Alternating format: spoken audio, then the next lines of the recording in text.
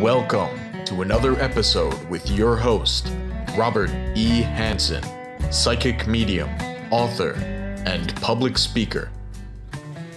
Hi, welcome back. Today we're talking about opening the closed door. The opening of a closed door is an expression that is used to describe a spiritual inner blockage that many humans have. So we want to look at exactly what closes this door within the human being and also what will allow it to open. Now, we're not referring to the closed door that we typically have in our homes, obviously, right? When you have a closed door at home, it usually suggests two things, right? One, you're seeking privacy or you're seeking security. The closed door, the front door, for example, of your home, you're going in for the evening, you're retiring for the night, you close the door, you lock it, and hopefully everybody's safe and well within your home, and you wake up the next day and you reopen the door and out you go, and there's an interreaction with the world outside, the world inside, and we keep moving, right? The other part is the privacy part. You close the door, perhaps you have a family in your house, but you're in your office and you have to close the door because you're on a business call or you have a conference or something, and you close the door not to be interrupted by any other influences. And this is very obviously culturally common. The closed door, the open door are continuous in our daily lives. That is the external example of what I'm pointing to. And then we have this other piece within inside of us that is talking about the spiritual element of the closed door. That's a little bit trickier. In meditation work and spiritual practice, and even in some psychic practice, there are efforts by outsiders, there are efforts by teachers, there are efforts by spiritual leaders to help people open up their inner door or free them from the bondage of being contained, right?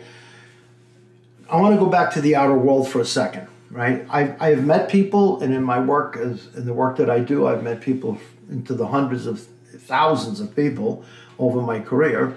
It spans over 26 years. I've met so many people, and I have met people who really love to isolate. They do. They live alone.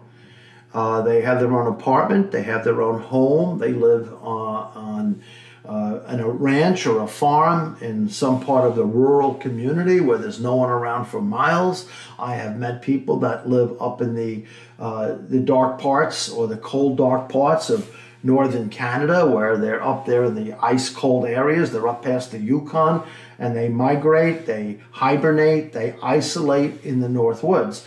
And they will say, fundamentally, if you have a chat with them, and I have met some of them, and they will say, no, I don't want any part of the world. I have closed the door on the world.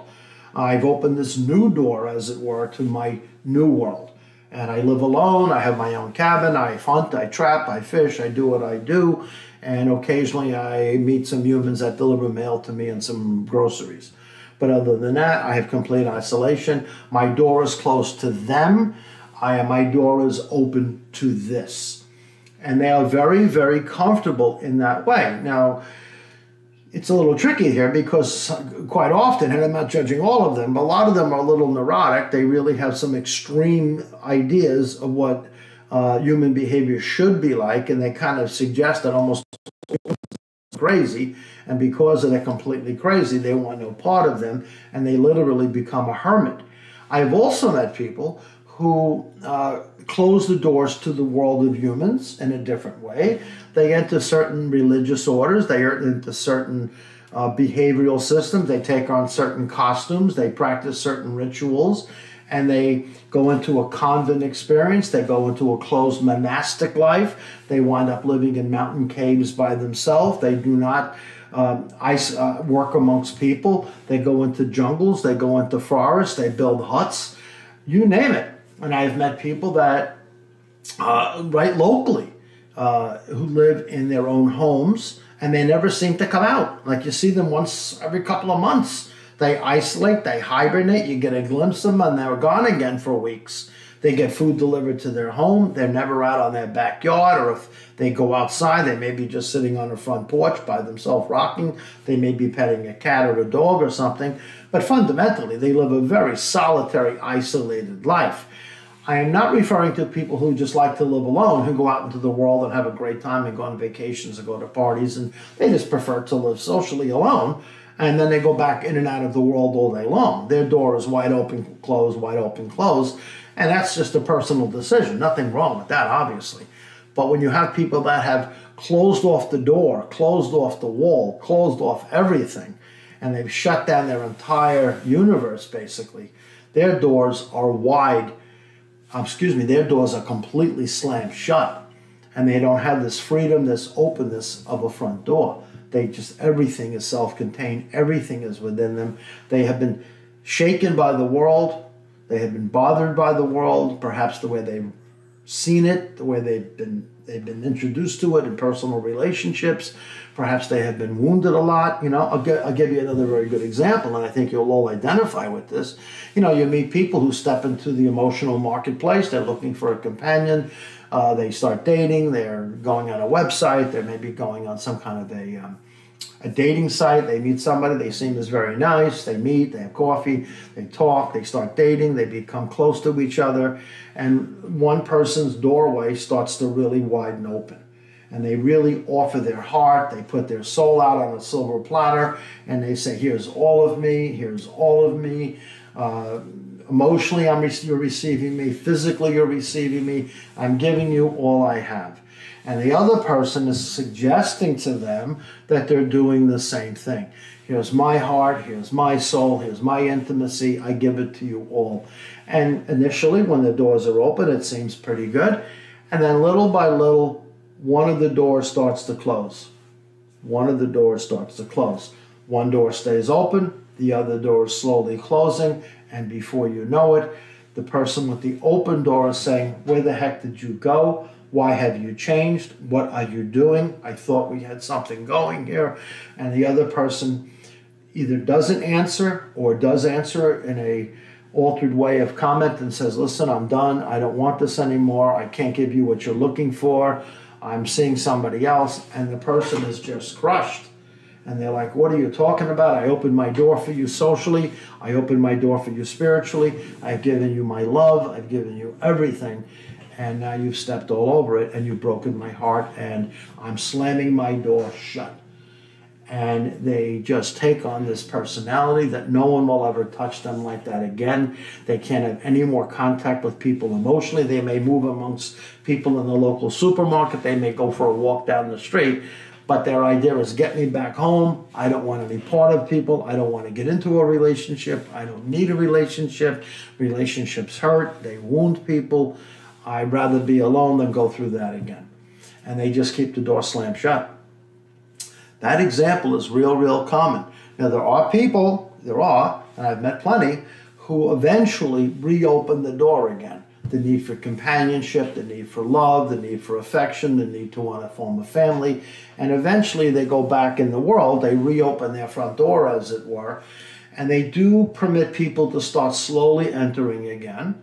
And hopefully they meet the right person with the other side opening its door as well. And they have a complete relationship and they move forward. And using the slam door experience in the past, it kind of becomes a learning process, but not a final process, right?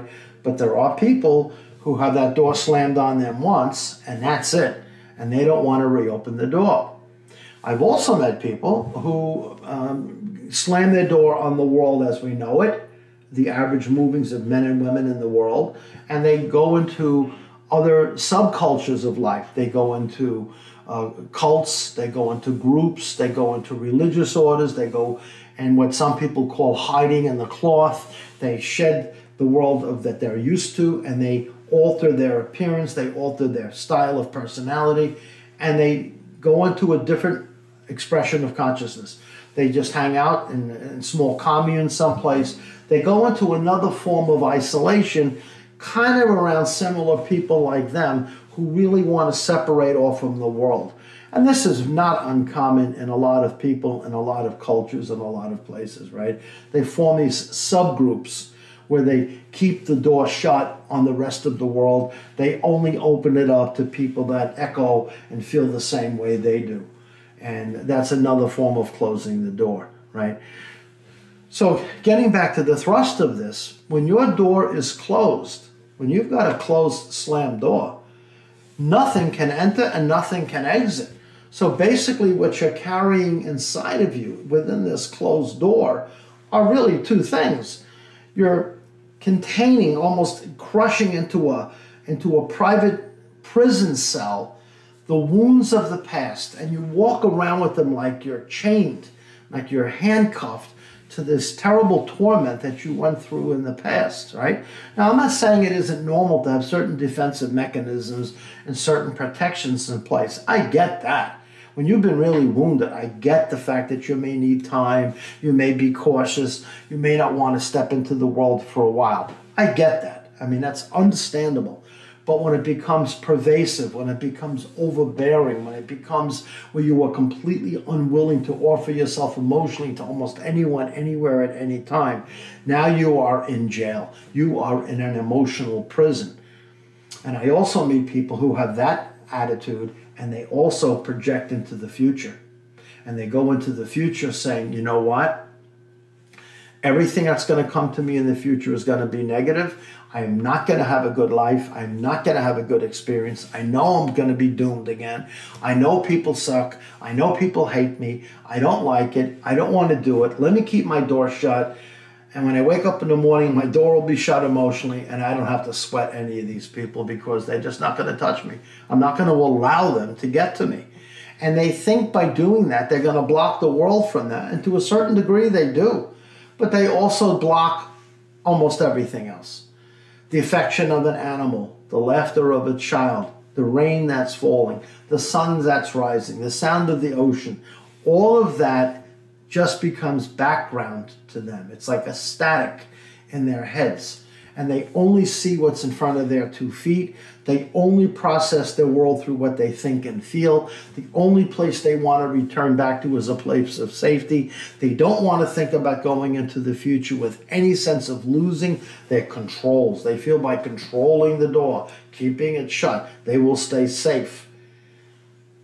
Right? And there are people, and I'm sure you recognize what I'm talking about out here. There's a lot of people like that.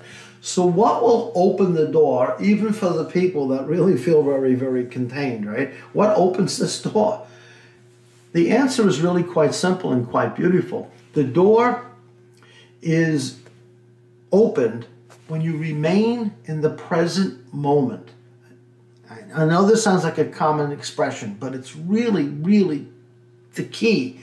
When you stay in the present moment, when you're taking this moment as it is, your brain, your mind is not pulling into the problems of the past, and your brain, your mind is not driving you into the imagination of the future. When you are really in the present moment, all thoughts about past and future have ended. And the only thing that you really are focusing on is what's right in front of your nose. And when you stand in front of the beautiful sunlight, when you stand in front of another person, when you stand in front of a beautiful animal, when you stand in front of a tree in the woods, and you really are there, there is no sense of fear, there is no sense of judgment. It's just the presence in this moment, and you can see it. This is, in Buddhist culture, is known as a form of enlightenment. In other words, the light within you has blossomed, and you can see the glory of this moment without all of the fears and anxieties and projections that have slammed the door shut. Instead, you receive this sense of presence, you receive this sense of love, and you stay in the moment saying, this moment is quite beautiful, I'm really enjoying this moment as it is, I have no fears of past or present, I'm right here, right now. And that is where your soul connects to the power of the present moment, power of now, the power of this moment. That slams open the door. And that door is slammed open whether you choose for it or not, because you are no longer caught in thought. You are going past thought. In some cultures, they say you have transcended thought, which means you're rising above that which has kept the door slammed. And when you rise above thought, when you move above it and you elevate above it, this illumination, this enlightenment begins to take place. In certain cultures, it would be called a salvation or the saving of oneself. And when you come to this place of this generated light, when you feel at peace in the present moment, when you really allow it to be there, then the door can open and close as you need it to on a functional level. No one is asking you to be blind to the behavior of others. No, no, no. You're not just saying, oh, I'm here, I'm an open book, do what you want with me. No, no, no. But you are open so that when love does come, when the laughter of a child does present itself, when the purr of a cat does come into your world, it resonates with this beautiful sense, this beautiful tone. The door is wide open, and it's like you're bathed in fresh air and fresh light. This is the miracle of opening that door. This is the miracle of opening that door. Thanks for tuning in.